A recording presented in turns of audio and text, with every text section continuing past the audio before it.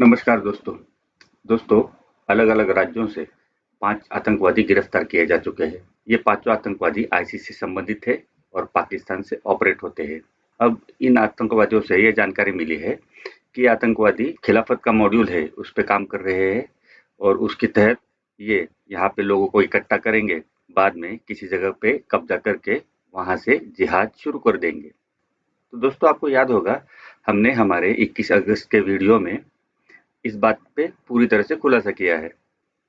इस वीडियो में हमने पहले ही ये बताया था कि पहलगाम का जो अटैक है वो कोई मामूली अटैक नहीं है, वो एक बहुत ही स्पेशल अटैक है, क्योंकि पहली बार इस अटैक में लोगों को उनका धर्म पूछ के मारा गया, जबकि इससे पहले इनकी लड़ाई थी राष्ट्र के साथ।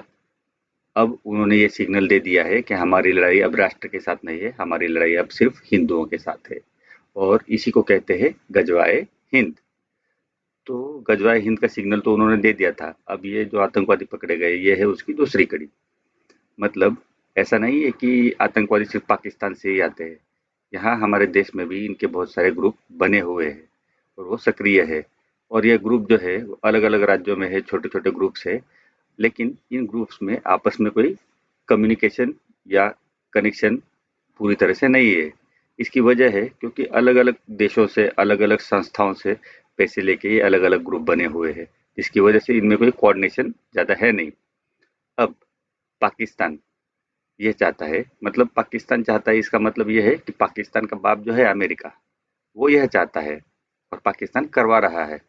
तो वो यह चाहता है कि इन सब ग्रुप्स को एक साथ लेके फिर भारत में कोई बड़ी कार्रवाई की जाए और भारत में गृह युद्ध जैसे हालात पैदा किए जाए। तो इसलिए ये सब किया जा रहा है और इसीलिए मोदी जी अग्निवीर का मॉडल लाना चाह रहे थे।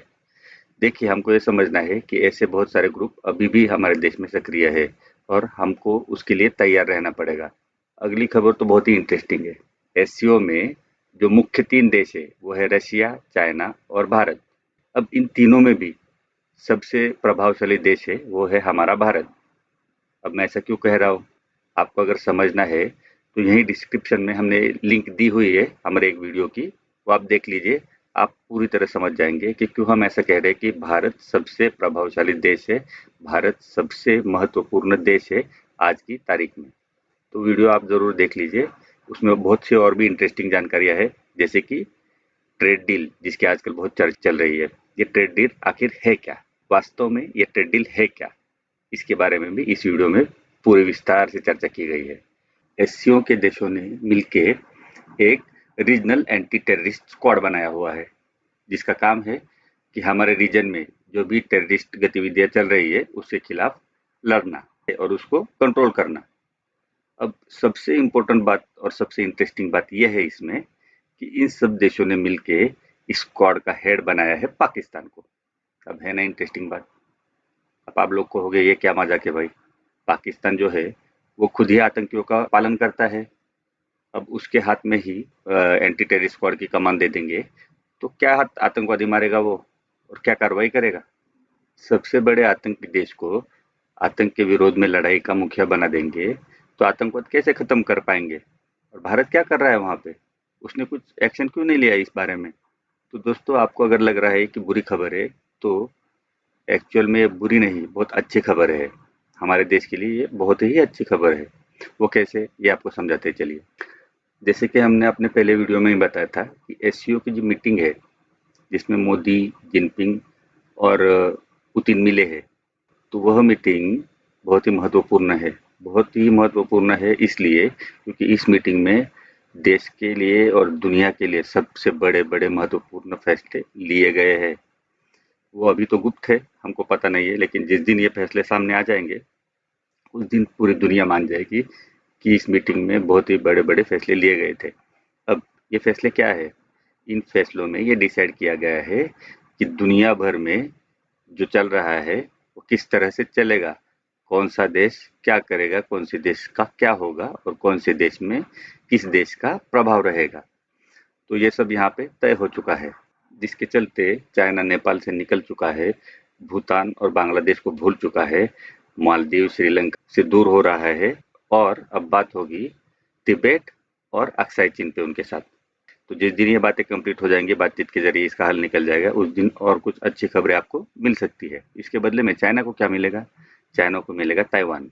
अब जैसे ही दुनिया ने देखा कि इंडिया, रशिया और चाइना एक साथ आ गए हैं, तो उनकी समझ में आ गया कि अब जो भी करना है वो बहुत जल्दी करना पड़ेगा, नहीं तो समय निकल जाएगा। तो इसके चलते जैसे ही एससीओ का समिट खत्म हुआ, इजराइल ने भारत के साथ डील फाइनल कर ली, ट्रेड डील। अब आप देखो, जिस इजराइल के बारे में कोई चर्चा नहीं चल रही थी, इसकी ट्रेड डील के बारे में कोई चर्चा चल नहीं रही थी, अचानक वो इजराइल आता है, ट्रेड डील फाइनल भी कर देता है और साइन भी करके चला जाता है। इतनी क्या जल्दी थी उसको, ये समझना है तो देखिए, ट्रेड डील जैसे ही उसका फाइनल हुआ, उसके 2-3 दिन बाद उसने अटैक कर दिया गाजा पे, आग बरसाना शुरू कर दिया। उसने बयान दिया कि अब पैलेस्टाइन नाम का कोई देश नहीं बनने वाला है, पूरी की पूरी जमीन हमारी होगी। और ये करने के बाद उसने कतर के ऊपर भी अटैक कर दिया। कतर जो कि मिडिल ईस्ट का देश है, जिसकी सिक्योरिटी की जिम्मेदारी अमेरिका के पास है, अमेरिका के सैनिक वहां पे बैठे हुए होते हैं और भारत का भी वो मित्र देश है, फिर भी इसराइल ने उस पर सीधे सीधे अटैक कर दिया। तो इस डील में भी कुछ न कुछ गुप्त बातें डिस्कस हुई होंगी और जिस पे कुछ एग्रीमेंट हुआ होगा, इसलिए इसराइल ने वहां से निकलते ही ये कार्रवाई शुरू कर दी है। उसके बाद नेपाल में चाइना ने वहां से अपना पूरा बोरिया बिस्तर समेट लिया है। उसके जो पिट्ठू थे वहां पे, उनको उसने निकाल दिया है, पूरा साफ करके नेपाल दे दिया है, भारत के हवाले कर दिया है। अब हमारा प्यारा पड़ोसी पाकिस्तान जो संकट में पड़ गया है, उसके लिए तो इधर दरिया है उधर खाई है, क्योंकि ईरान, अफगानिस्तान, चाइना, इंडिया, ये 4 देश है जिनसे उसकी सरहदें मिलती है और वो चारों देश एक साथ आ गए हैं। 5वीं साइड है, वहाँ पे समंदर है। अगर इनसे दुश्मनी लेके पाकिस्तान को रहना है तो कैसे रह पाएगा यहाँ पे?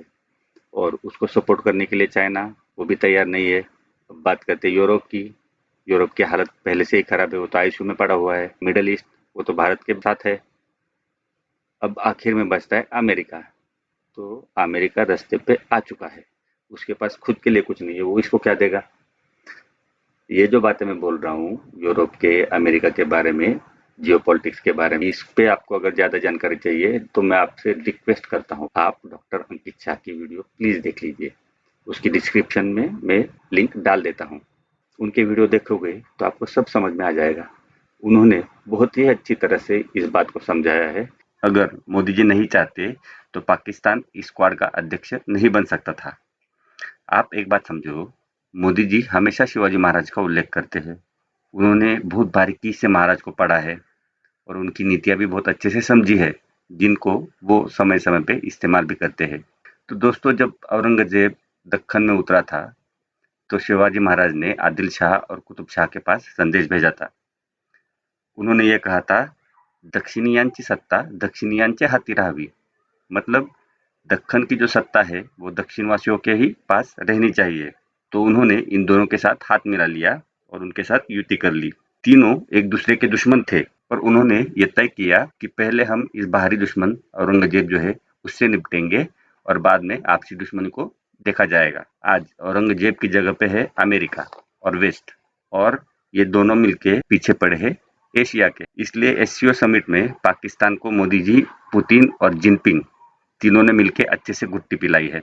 इस लड़ाई में वो भी हाथ बटाएगा, नहीं तो फिर इनके द्वारा उसको सबक सिखाया जाएगा। और इसीलिए शहबाज के साथ मुनीर भी गया था मीटिंग के लिए। एससीओ की मीटिंग जैसे ही खत्म होती है, मोदी तुरंत चले आते हैं, लेकिन इन दोनों को वहीं पे बिठा के रखा था। 2-3 दिन तक पुतिन और जिनपिंग ने इनको अच्छे से समझाया है, अच्छे से धमकाया है। दूसरी बात, अब पाकिस्तान को भी ये पता है कि वेस्ट तो गरीब होने जा रहा है, अमेरिका के पास भी पैसा नहीं बचने वाला है, तो अब इस भिखारिस्तान को उनसे भीख मिलने की उम्मीद भी नहीं बची है। अब इसको अगर भीख चाहिए तो इसको इंडिया, चाइना या रशिया की तरफ ही देखना पड़ेगा। और भारत पाक मैच का विरोध करने वाले जो लोग हैं, उनको क्या इतना समझ में नहीं आता? उनको ये पता नहीं है कि भारत क्रिकेट बोर्ड का अध्यक्ष जयेश शाह है। अगर मोदी जी नहीं चाहते ये मैच हो तो ये मैच हो सकता है क्या?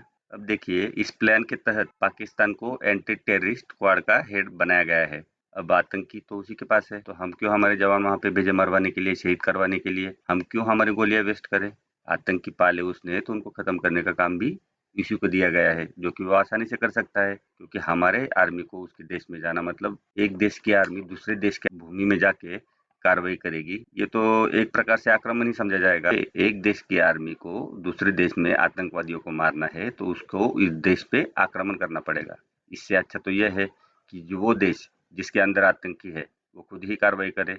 तो इसलिए इन्होंने पाकिस्तान को रैट्स का हेड बना दिया है और उसको ये जिम्मेदारी दी है कि भाई तू तेरे अंदर जो आतंकी बैठे हैं उनका सफाया करेगा।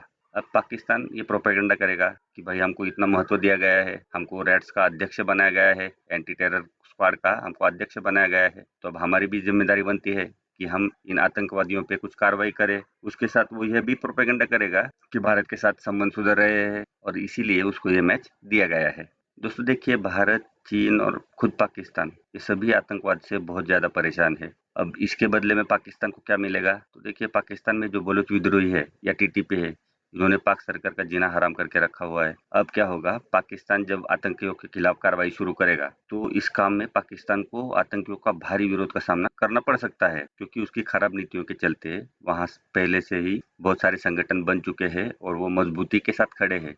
उन सब पे एक साथ कार्रवाई करना उसके लिए मुश्किल है और वैसे भी वहां पे बलूच और टीटीपी वालों ने उसका जीना हराम करके रखा हुआ है।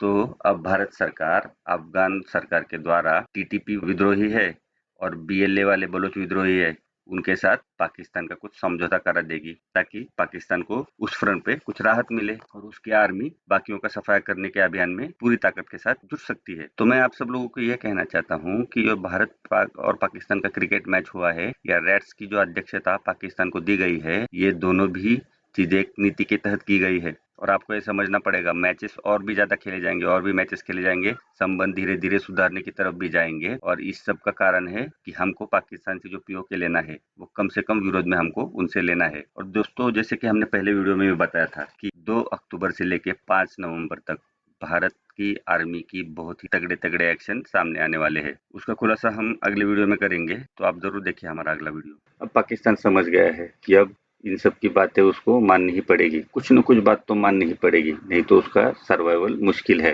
तो फिर पाकिस्तान ने मान लिया है कि ठीक है, आपको जो आतंकवादियों के साथ करना है वो कर लीजिए, भारत को थोड़ा कुछ देना है तो दे देंगे। और इसीलिए पाकिस्तान को ये जिम्मेदारी दी गई है, क्योंकि पूरे सारे आतंकी जो है वो तो उसी के अंदर है, सबका कनेक्शन पाकिस्तान के साथ है। हमको जो आतंकवादी चाहिए वो सब पाकिस्तान के साथ कनेक्टेड है। अब जो अननोन गनमैन है, जो शायद पहले इंडियन था, अब वो अननोन गनमैन पाकिस्तानी होगा।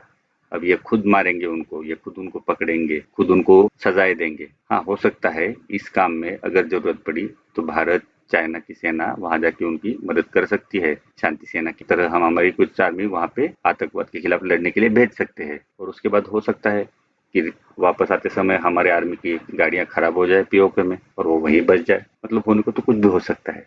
हो सकता है इस नई दोस्ती की शुरुआत पाकिस्तान भारत को करतारपुर साहिब देके करे, या फिर हो सकता है भारत और पाकिस्तान में कुछ दिखावे की लड़ाई हो जाए और भारत पाकिस्तान से करतारपुर साहिब और पीओके छीन ले। होने को तो कुछ भी हो सकता है दोस्तों। पीओके भारत को मिल सकता है, करतारपुर साहिब भारत को मिल सकता है। और आपने देखा कि मोदी जी ने संसद बनवाई है, उसमें अखंड भारत की तस्वीर लगवाई है। जितने संसद में सांसद मौजूद है उनसे ज्यादा सांसदों के लिए व्यवस्था करवाई है। अब मोदी जी की ये बात किस किस के समझ में आई? होने को कुछ भी हो सकता है। कल को नेपाल बोल सकता है कि हमें भारत में शामिल होना है, कल को भूटान बोल सकता है हमें भी अंदर ले लो, हो सकता है श्रीलंका भी ऐसे ही कुछ चाहत रखता हो, और हो सकता है हम बांग्लादेश से थोड़ी सी जमीन और एक आध पोर्ट भी ले लें। दोस्तों, आजकल के ज़माने में कुछ भी हो सकता है। मतलब आप देखो, दुनिया में इतनी अलग-अलग घटनाएँ, इतनी अचंभित करने वाली घटनाएँ इतनी तेज़ी से घट रही है कि हम कुछ समझ पाएँ, इससे पहले वो घटना घट जाती है। ये घटना समझ रहे हैं, तब तक दूसरी घटना घट जाती है। मतलब दुनिया इतनी तेज़ी से बदल रही है कि जब ये सब शांत हो जाएगा 4-5 सालों के बाद, 8-10 सालों के बाद, और हम देखेंगे तो एक पूरी नई दुनिया दिखेगी हमको, और हम याद करेंगे कि हमारे समय में दुनिया कैसी थी और अब दुनिया कैसी हो गई है। दोस्तों, हम एक ऐसे काल के साक्ष्य हैं जिसमें दुनिया में प्रचंड बदलाव हो रहे हैं और आने वाली कई पीढ़ियों तक इसके बारे में बातें होती रहेंगी, और इनको सुन सुन के पढ़ पढ़ के हमारे जो आने वाली कई पीढ़ियां है वो रोमांचित होती रहेंगी। जिस तरह हम आज रोमांचित होते हैं छत्रपति शिवाजी महाराज या फिर सुभाष चंद्र बोस या पृथ्वीराज चौहान या गुरु गोविंद सिंह जी महाराज के बारे में सुन के या उनकी बातें करके जिस तरह से हम रोमांचित महसूस करते हैं, उसी तरह से इस कालखंड के बारे में जब हमारे आने वाली पीढ़ियां सुनेंगी तो वो भी रोमांचित हो जाएंगी। मैं खुद को भाग्यशाली समझता हूँ कि मैं मोदी जी के काल में मौजूद हूँ और मैं अपने आंखों से देख पा रहा हूँ जो हो रहा है, और इस बात का मुझे सबसे ज़्यादा गर्व है। तो दोस्तों, चलिए इसी बात पे आपसे विदा लेते हैं। धन्यवाद।